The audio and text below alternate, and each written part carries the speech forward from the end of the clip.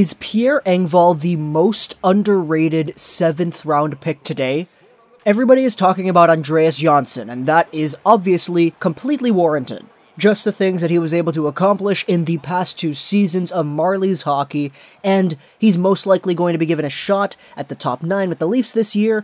There's a lot of hype for Andreas Johnsson.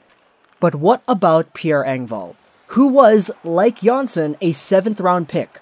Although, a year after Andreas Johnsson, Pierre Engvall, drafted in the 7th round of the 2014 NHL Entry Draft, has just come over and signed his 2-year deal with the Toronto organization.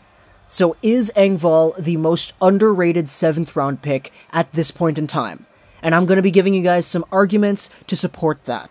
Because Pierre Engvall is a player who had a slow growth path. He was drafted in 2014 in the 7th round. And when he was drafted basically out of the Super Elite, which is the Junior 20 league over there in Sweden. And going over through his years, in his draft plus 1 year, his draft plus 2 year, he was able to transition his game from the Super Elite over to the Allsvenskan, which is basically the Tier 2 division of pro hockey in Sweden. He spent 2 full years in the Allsvenskan, wherein he grabbed himself 64 points in 100 full games. Then, in his most previous year, he played in the SHL. Playing in the HV71 system, he grabbed himself a total of 20 points and 7 goals in 31 games played. If you want to take a look at where he stacks up amongst the rest of the league, amongst players under the age of 24, Pierre Engvall ranked 9th in points per game. He's a player who's been giving us reason to talk about him, and throughout his whole tenure in Sweden, in the Allsvenskan and the SHL, a lot of Leafs fans didn't necessarily put too much faith in him becoming anything super special because, hey, he's a 7th round pick, what are you gonna do with that? Sure, Andreas Johnsson literally was a 7th round pick from the year before, but it doesn't happen like that all the time. Or so we might think. Because at the end of 2017-2018, Pierre Engvall stepped onto North American ice. He went over to the Toronto Marlies, and in the 9 regular season games he played, he grabbed himself 4 goals and 8 total points. He then supported the Marlies in their playoff run, 20 games played, and 8 points as well.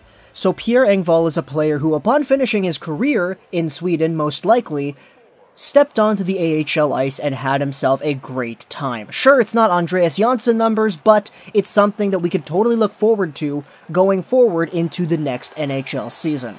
He will play with the Marlies, but the thing is, if his progression upwards continues inside the Marlies system, he will find himself a Maple Leaf spot within the next 3 years. You can guarantee that.